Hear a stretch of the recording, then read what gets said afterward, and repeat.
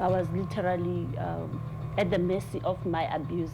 We have very high rates of domestic violence in this community. There is hardly a day goes by when we don't have new domestic violence arrests. The numbers are staggering, but it's hard to get a true picture of it in your mind until you see the paper trail. I was saved by the appearance of the police. And hear the stories. There's still those unspoken victims out there who are needing help, even as we're speaking right now. Jane Doe came to America to find love. I met my husband through social media, and after months of communication, we decided, I have to come here. But the love that brought her overseas quickly washed away in a storm of abuse. It all started with verbal abuse and then escalating to physical abuse. And yeah, it just got worse and worse after that. It continued for months until police arrested her husband for abusing another woman. It meant that I became homeless as a result because it was only the two of us. It was me and my husband. I didn't exactly know what to do next. I've been here at Dove in this program going on 29 years. Thank you for calling Dove Incorporated. How can I help you? Laws have changed. Communities began to form coordinated community response programs. Then we saw change. Jane found her way to Dove Incorporated, into the care of Terry Ducey. Sometimes when you've been in this work for so long, you just assume that everyone knows, but they don't. Since July 2018, Dove has served 405 men and women and 106 children, providing them with shelter, critical services, and emotional support. I don't know why it is so elevated here, other than to say we have got to start looking at this as the crime that it is. We looked through the Macon County arrest affidavits our station compiled since May 2018. All of them.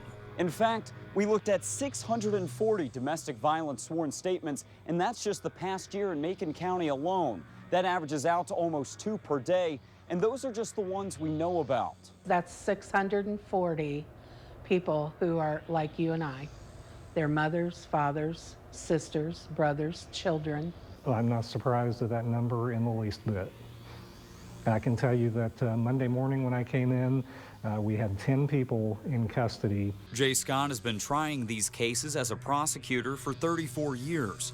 Many times, they don't go as planned. We had a case several years ago where a man and a woman had a long-term relationship. She had him arrested for domestic battery. She recanted. She had him arrested a second time for domestic battery. She again recanted. We did prosecute him a third time, and that was after he had killed her. Some of the suspects arrested end up back in that same cycle. In our stack of sworn statements, 25 names appeared more than once. Again, this is in just a year's time. If you go back to 1996 to 1999, we ranked #1 per capita in the state. Since then, we average third, fourth. The numbers from the Illinois Criminal Justice Information Authority back that up. For the last year on record, 2016, Macon County was 4th in the state for abuse arrests per capita.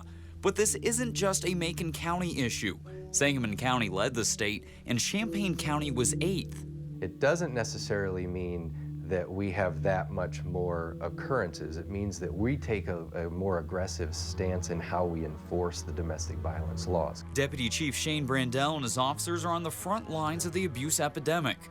They respond to the calls. Domestic violence calls do account for our largest block. And make the arrests. In 2018, we had over 4,000 calls for domestic violence. Each arrest contributing to that stack of papers we sorted through earlier.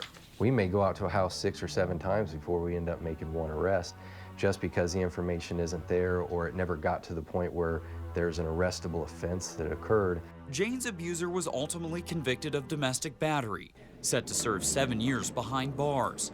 That conviction will never take away the trauma, but it brings some semblance of closure. Whenever I go past that place, I would feel afraid because it was so emotional and psychological. But now, since I know he's far away, I feel quite safe, and I'm able to focus on building myself. Indicator Darren Mullen, WAND News.